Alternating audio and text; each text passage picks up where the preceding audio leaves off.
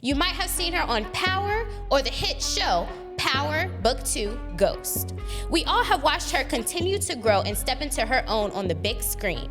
Today, we're getting into the journey, the growth, and what's next. Welcome, Miss Alix Lapri. Everybody has a chance to make that same dream come true. We all love to create that opportunity, and we all wish there was more of it, and all we can do is keep working towards that change.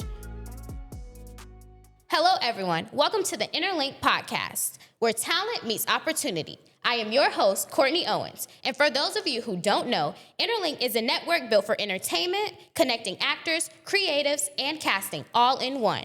And today we have an extra special guest. You might have seen her on Power or the hit show Power Book 2 Ghost.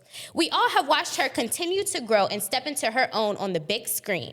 Today we're getting into the journey, the growth, and what's next. Welcome, Miss Alix Lapri. Ding. Hey guys, I'm so excited to be here. Thank you. Absolutely. Thank you for coming. Yeah. So, who is Alix Lapri? Oh gosh, that's a loaded question. A lot of things, for sure. First and foremost, a very passionate human. I feel like anybody that knows me knows it's absolutely correct. Mm-hmm. An actor, a sister, a daughter. Yes. Pretty much just like everyone else, someone that just wasn't afraid to go for it and really push the envelope. Okay. Yeah. So we're going to get into your upbringing. So we know that you're from Topeka, Kansas. I am. How was it growing up there? It was interesting, for sure. There's not much to do. Mm-hmm. There's not much to put your energy into. Okay. And I think because of that, there's a lot of trouble around, right? As with any small town where there's really not much else to do. Mm-hmm. For me, my mom made it super magical. It was everything and more. Even if I'm sure at times when she didn't have it, I would have never been able to tell. So she definitely did an amazing job of protecting me from the elements. Okay, nice. And so I know that you had your upbringing was in singing. Yeah. So that's where you first started. Can you tell us a little bit about that? Yeah, that's actually what brought me to Atlanta from Topeka was the music. It was the age of YouTube. I had just discovered it, and of course, like the Justin Biebers and everybody like that. As soon as I saw him take the leap and move to Atlanta, I'm like, Mom, oh my God, we gotta go. And of course, it wasn't that easy, but miraculously, praise God, her job ended up transferring an office to Atlanta. Okay. And so it was kind of just meant to be. Like as soon as my mom heard that, she made the jump, thankfully, and it was pretty much up from there. But yeah, singing was my first love. It's something I still love to do. It's something I don't do much anymore. Mm-hmm. However, I'm thinking about getting back into it. I wanted to wait until I fell back in love with it again because it is a strange industry, as with all of the arts, but I'm feeling it again, so maybe I'll take a dip back into music. Yeah. That sounds good. So, and you're signed to Crown Entertainment. You were signed in 2011, correct? Mm-hmm. And with you being signed there, I know that was kind of your first real industry stamp. Mm-hmm. Do you feel like there was a lot of pressure on you? No, never from them. The pressure, sure, just being in general in the industry and wanting to be great and wanting to make the money and be huge and be famous, all of these things. But there was never much pressure from them, just to be great. That's it, be the best that I could be. Not signed with them anymore, of course, because I'm not doing music, but they're still amazing people. They're still family. I see them all the time, still to this day. So shout out to Jacob, shout out to Cersei. Hey. Yeah, everybody on Crown World, yeah. That's nice.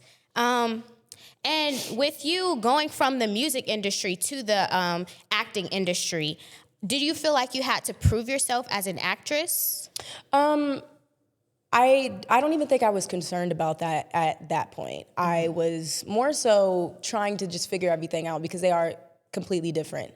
So coming from music and transitioning to acting, it's actually something I didn't want to do at first because I was afraid that if I became an actor first, everybody would see me as an actor. Yeah. And they wouldn't even... The range of creativity that you have. You know? Mm-hmm. But when I did make that transition, it kind of took over completely because I don't even think I knew how much I was going to love it. As soon as I stepped on set, it was over from there. It was over from there. Yeah. So, but it was definitely a learning curve. Okay.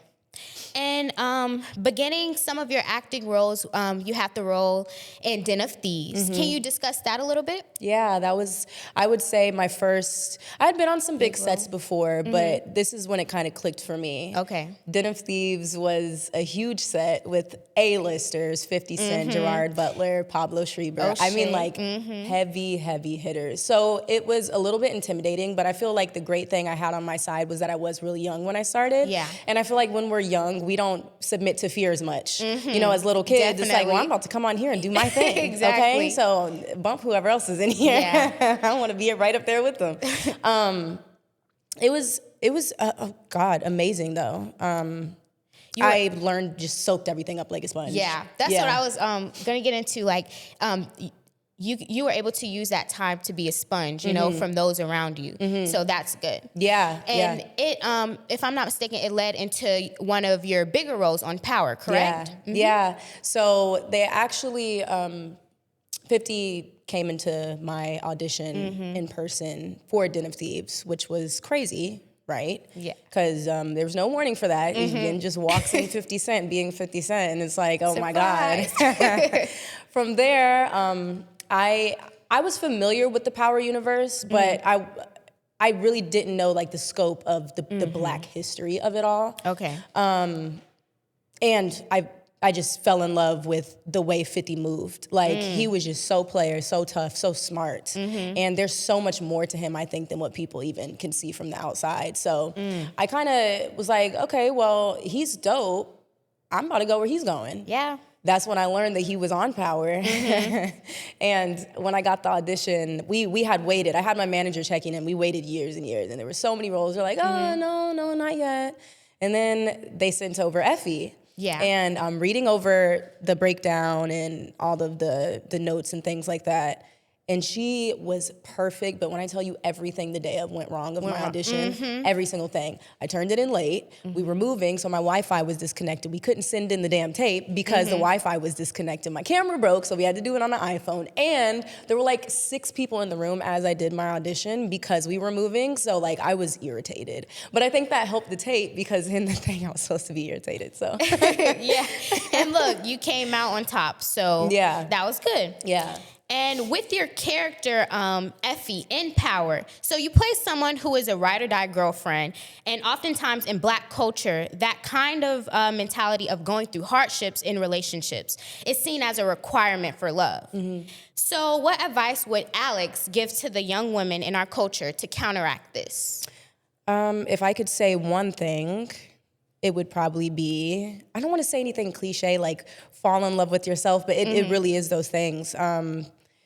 You can't love somebody else until you love yourself. You can't love somebody else if you're still bringing these toxic things that, you know, your mom might have taught you. You know, as Black women, a lot of us, we always hear you can't trust no man ever. Yeah. Don't trust Don't him, put though. nothing past them. Don't always have your own, okay? Make sure because if you give up your apartment and then you want to go in his house, then he gonna leave you, and you know. So I think it's very important to kind of like throw away all the toxic things that we've heard growing up and really just learn to love ourselves and learn to do the same to others. Like, I think as long as we're all just trying to move as best as we can and treat everybody else with respect, it'll just go a lot easier. The professional network built for entertainment. If you're an actor, creative, or casting director looking for real opportunities, this is where you need to be. Connect, collaborate, book work, scan the code on screen and join early access now. And what characteristics have you taken from your role, Effie, on Power? What have I taken? I don't know if I've taken as much as I brought. Okay, that's good. But something that I've taken, I was always a resilient person, but I'd say I really like that Effie has that by any means mentality. Yes. And that's something that I definitely honed in on as I was playing her, you know, like, so what if you're tired?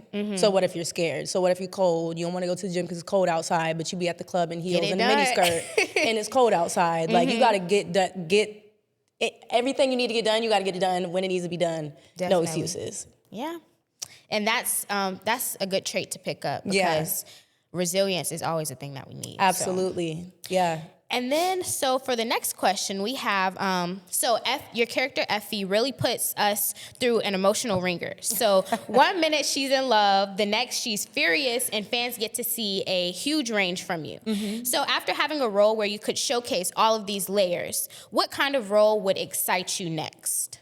I think a rom-com. I'm ready for a rom-com. I didn't get to smile much as I was playing Effie, so maybe a rom-com. But I'm also really interested in horror. Okay. But I want to specify, I'm not doing none of that spiritual attack situation, okay? So like maybe like more slasher side, like slasher film, something I could practice my scream. I think that'd be fun. All right, I could see you in one of those roles. Also, all of my followers know I love Harley Quinn, so if there was ever a day where I could play that, I would snap. Yeah. You know, you never know. And is there something you haven't tapped into yet that you are really looking forward to tackling? Yeah, maybe my music. Everyone always wants me to pick up a role where I'm singing too. I feel like a lot of people at this point may not even know that I sing because I don't do it anymore. But maybe something like that. And then also some like serious action stunt work. Okay. I did all of my own stunts in Power. And I enjoyed them a lot. I love fighting scenes. I love we got to learn to respect weapons and how to handle them and things like that. I want to do more on that scale, on a larger scale. Okay. Yeah. So, okay, now we're going to go back into, your ties with 50 Cent from working with him on Den of Thieves, as well as Power and Power Book 2. So, as people always say, they wouldn't want to be on 50's bad side. No. And you kind of discussed how it is working with him one-to-one. So what's something people don't understand about working with 50 Cent? I think there's a common misconception that he is just like an a-hole. Yeah. But I actually think he's completely valid because if you really think about it, it's sort of like why would you ever try me like that? Yeah. He goes out, he definitely goes out for the people that he loves and respects. And he'll put money in your pocket. He'll put food on your table. If someone does that, it's with anyone, as it is with 50 Cent. Why would you ever? Yeah. So I think maybe that's the biggest misconception. I think he just gives energy where it's given to him. Yeah, sometimes you need that assertive person. Some people might take it differently or might think it's, okay, yes, he does troll. Right. But some people may think I love it. I'm actually so entertained. But that's good. It's good to see a different light on him, rather than what's just portrayed from other people's opinions or what's seen in the media. Yeah, he's solid. He's solid for sure. And then what separates people who last in that environment versus people who don't? Resilience. Resilience and I think just work ethic. You're going to have some long hours some days. Yeah. You're going to, there were days on set when there were just some things I could not grasp. And it's weird when you're approaching acting, right? With some of these situations, you may end up in situations that you've never actually lived before. Your character's going through something that you may not have experienced in real life. You have to pick it up. And you have to, find a way to relate to that. And, they tell you, like, the not judging the character. You're going to have to do some things you don't want to do sometimes. So just kind of like being open, coachable, teachable at all times. Okay. And just having that work ethic because it's not always glamorous. I shot a movie last year. And the conditions were crazy. Oh my God, we were in the middle of nowhere. The weather was terrible, it was freezing. I'm in booty shorts and cowgirl boots. And it's like, it was very uncomfortable some days. And I think that's what a lot of people maybe don't consider. It's not always gonna be glamorous. Yeah. But I think that's where the passion comes in and that's where that workhorse. Remembering your why. Exactly, yeah. I understand, like, sometimes that's what keeps you going, you know? And now we're going to go on to our next segment, which is Mythbusters. Ooh. So with this segment, I will read a statement to you, and you will have to determine if it's a myth or a fact. Okay. You ready? Yes. Okay, so for the first one, once you book a big show, you are set for life. It's a myth. Oh, my gosh. And can you elaborate on that? Yeah. That's your foot in the door. That's your start. That's your new floor. So you're always, hopefully, maybe with some people on a big enough show, you may not have to audition all the time anymore. You'll get a lot of offers, but that's just the start. That's when you really start building your personal brand, showing people who you actually are. And the follow-up is crazy. The follow-up is where you're gonna feel the most pressure. Nobody's gonna tell you that. You gotta live to those expectations. Yeah, and it's hard to book in the first place, right? You're gonna hear a lot of no's before you hear a yes. But that follow-up after you've booked something big and well, what's next? What are you doing now? Well, what about now? I'm auditioning. That's what I'm doing, actually. Which means I'm still working. So, yeah, definitely myth. And I bet that's probably a lot of pressure on anybody in the industry that goes through that. Yeah, so. Unbelievable amount of pressure. Yeah. And that actually leads me into my next question. Okay, so for another Mythbuster, who you know matters more than what you know? So I'm gonna call this a fact, actually. Okay. In the film industry, it's definitely about who you know. Because there's some people that are so cool with these casting directors, and you got pulled. That's just what it is. You know, I feel like it's like that in any industry, but it also is about what you know, because I've also met a lot of young actors who are just so caught up in wanting to be famous and rich that they feel like they're ready for a huge TV show, and you don't even know what you're doing. Yeah. You don't know what you're doing. It takes an incredible amount of art, of the balance of being subtle, but also dramatic, because that's what acting is, drama. And finding all those nuances, and you have to know what you're doing. I always tell new actors, you should be putting at least an hour every single day into your craft, studying your craft. Yeah. When I was actively filming on Power, I would invite all of my castmates over, and I would have them bring one scene that impacted them crazy. And we would just break it down together. Like just little things like that, like finding out, okay, well, how does this person portray anger? How does this person right? Because I'm gonna steal it, and now it's mine, and I'm gonna broaden this horizon. But that's good, because you're actually picking their brains instead of just, okay, let's do the work. But it's true that you have to perfect your craft and work on it. It shouldn't just be oh, I came here, I don't know much about it, but I'm just hoping for the best. There's a lot of actors out here. It's definitely it's a saturated market, and especially with like the rise of TikTok, and we have the social media actors now, and it's a really big pool. So you got to know what you're doing. But if you know what you're doing, I always say knock on that door 100 times. Don't give up, because that 101st, somebody could pop it right open. So okay, that's real. So now we're gonna go into our casting questions. Okay. So for our first one, have you felt like you were perfect for a role, but you still didn't get it? And what did you do? Yes, I feel like I'm perfect for every role, okay? Period. I'm delusional enough to think every single role is mine. Literally every single time. Like when I'm doing a self-tape, whoever my reader is, most of the time, it's someone in my house or my friend Zephaniah, shout out him, amazing actor. I'm like, oh, I got this one. It's in the bag. This is mine. Yeah. I actually just auditioned for this super dope role that was, she was like an assassin type character, and I looked perfect. And I'm like, this is mine, for sure. My tape was crazy good. No, didn't get it. Crickets. It's okay. It's fine. It's okay. You'll see me soon. There are greater things coming for you. Yeah, but that's just the name of the game sometimes, It really does. I think another tip for young actors is it really does come down to small things sometimes. Okay. And it's fair, because sometimes when somebody has written this TV show, they've written these roles, they have something very specific that they have in their mind for this character. It can really come down to, you're just too tall and skinny. Yeah.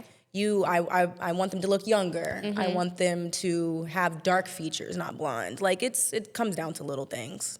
Okay. And do you feel like, kind of piggybacking off of that question, do you feel like that rejection has made you feel like less of yourself in some ways? No. At times? No, because I know that like my tapes are genuinely good. So I know that it came down to something like that. But rejection is also protection, right? So there has been some roles where I was rejected, and I was happy that happened, because some of these just they didn't come out the way that they expected, I'm sure. So yeah, confidence, It's the same thing with like modeling or any job. Yeah. For real, if you go do a job interview to be somebody's administrative assistant, and they want someone with like 10 plus years of experience, and you just got in the game, probably not gonna get it, right? Yeah, that's true. And And another thing, what do you think, what advice could you give to those looking to start a career in acting that casting directors mainly look for? Of course, getting a good headshot, because I feel like a lot of people, they drag these headshots. I don't know where, it's a very specific look, like, as an actor, like you know, like what. You know what they're looking for. So do your research, get a good headshot, get some good representation, a good managers who's gonna fight for you. And besides all of that, like I said, just studying every day, because you don't wanna find yourself on set being recasted or, deer in headlights situation, which I have found myself in that situation before. It's not fun. So just making sure that you're really ready for what you're asking for at the time, because I think casting directors can also smell fear. So yeah, it's very normal to be nervous, but make sure that you know what you're doing and studying, you know? Okay. And now we're going to get into our burning questions. Okay. So my first one is, what has been your favorite booking and why? I think I would have to say Effie with Power, because I got to do so many things. So many things. I did my first kissing scene there, did my first fighting scene, did my first gun scene. Like, all of my firsts were on that show. Okay. And to start off with our burning questions for today. So, Ryan Davis recently discussed on Club Shay Shay about how gatekeeping has been a big thing in the acting industry. What's your take on this? Yeah, I think that this is something that we probably deal with in every industry, right?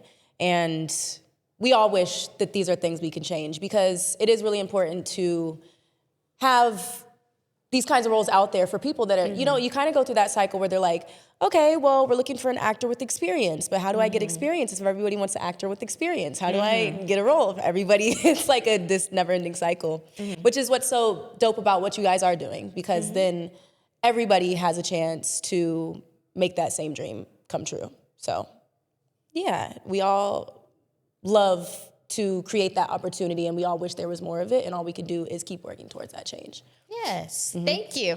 Absolutely. What would you say is next for Miss Alix Lapri? More TV. Okay. More TV. So much is next for sure, but I want to get back to my TV. I feel like that's like your roots. I love a good movie. I love theater, but no, I got to get back to TV. But hopefully, as we were talking about earlier, I want to do just something completely outside of what I've already done. So yeah, the romantic comedies, maybe working with some just actors I've never worked with before. That's always fun, making new connections and finding new energies. And yeah, maybe music. But we'll see. Yeah. We might see. And who would you say you're like dying to work with? Since you're saying working with more people that you haven't worked with before. So outside of like the obvious, like Denzels and Will Smiths and things like that, I would definitely say Margot Robbie. I like her a lot. Harley Quinn. Yeah, exactly. So maybe I'm a little biased. Who else? Zoe Saldana. Okay. Zoe Saldana is one of my favorites. What's your favorite one of her films? I respect the Avatar films crazy, only because when you see the behind the scenes without all the makeup and with the, how much imagination do you really have to picture a dinosaur or whatever they be playing with in front of you and making it look like it's totally believable. There's a dinosaur in front of you right now and you are crying and losing your mind. Like, that's amazing to me. Okay. And then I know you were saying that you want to work in more TV. Have you ever thought about any other roles just in the production realm, such as like producer or directing something one day? Yeah, I would love to. I'm working on writing right now. I would love to write something and do the show running thing. Definitely directing. I feel like I have an eye for that. Like, I'm such an artsy person. I would love to. Seeing your creativity come together, that would be really cool. Yeah, right? Just making something out of nothing, like an idea. Yeah, that's a beautiful thing. Yeah. Okay, so I want to say thank you, Miss Lapri, for coming today. I want you all to keep a lookout for Miss Lapri's upcoming work, and make sure you all remember that EnterLinkd is launching soon. Follow our social media at EnterLinkd.HQ, our Instagram, and thank you again for coming in, Miss Lapri. Thank you. Absolutely. Thanks for having me. Of course. What's up, guys? I'm Alix Lapri, and make sure you're tuning in to EnterLinkd, where talent meets opportunity.